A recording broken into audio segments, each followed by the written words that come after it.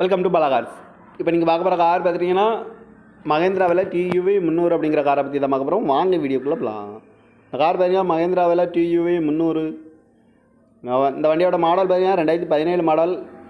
Variant பார்த்தீங்கன்னா T8 அப்படிங்கிற variant தான். ஓனர் பார்த்தீங்கன்னா 3 ஓனர் வரன்ட்ருக்காங்க. இது ஒரு டீசல் வண்டி தான். கிலோமீட்டர் பார்த்தீங்கன்னா 1,21,432 கிலோமீட்டர் ரன்னிங் ஆகிருக்கு. கம்பெனி சர்வீஸ் ரெக்கார்டோட வண்டி வரும்ன்ட்ருக்காங்க.